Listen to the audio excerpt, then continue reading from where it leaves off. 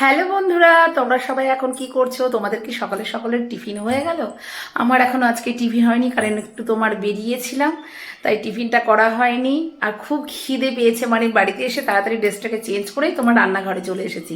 মানে কিছু একটু চটজলদি বানিয়ে নেওয়া হবে। তা দুদিন ধরে তোমার ম্যাগি খেতে ইচ্ছা করছে, কিন্তু করা হয়ে উঠছে না কাজের প্রেশারের জন্য। তা আজকে চটজলদি একটু ম্যাগিটা বানিয়ে নিব। তা আমি কিভাবে চটজলদি ম্যাগি বানাই সেটাই তোমাদের সাথে আজকে শেয়ার করবো। তো চলো প্রথম থেকে শেষ পর্যন্ত ভিডিওটা দেখার অনুরোধ রইল। তো বন্ধুরা, দেখতেই পাচ্ছ আমি ম্যাগিটাকে লবণ আর একটু সাদা তেল দিয়ে সেদ্ধ করে নিয়েছি। এখানে আমি কেটে নিয়েছি তোমার কাঁচা লঙ্কা, বিনস, টমেটো, রসুন, আদা, পেঁয়াজ, ম্যাগি মশলা আর তার সাথে গাজর। আর এদিকে আমি ম্যাগিটাকে ভালো করে জল ঝরিয়ে নিয়েছি। এখানে আমি একটি কড়াই বসিয়ে দিয়েছি, কড়াইয়ের মধ্যে সর্ষের তেল দিয়ে দিয়েছি পরিমাণ মতো। আর এর মধ্যে আমি কেটে রাখা কুচনো লঙ্কা, কুচনো আদা, কুচনো রসুন ভালো করে আর তার সাথে বিনসটাকে দিয়ে আমি ভালো করে একটু ভেজে নেব। ভেজে নিয়ে তার মধ্যে আমি যে কেটে রাখা গাজরটা আছে সেটাকে আমি অ্যাড করে দেবো।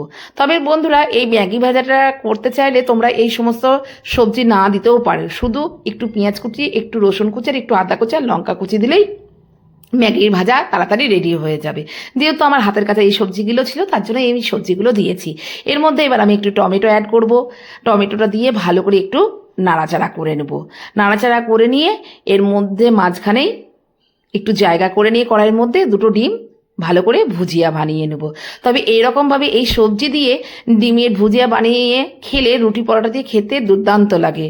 তোমরা কারা ডিমের ভুজিয়া খেতে ভালোবাসো অবশ্যই কমেন্ট করে জানিও। তবে আজকে আমি ডিমের ভুজিয়া বানাচ্ছি না, আজকে আমি বানাচ্ছি ম্যাগি ভাজা। সেই জন্য আমি ডিমের ভুজিয়াটা ভালোভাবে বানিয়ে নিয়েছি। এর মধ্যে তোমার ম্যাগি মশলাটা দিয়ে ভালো করে আবার একটু মিশিয়ে নেব।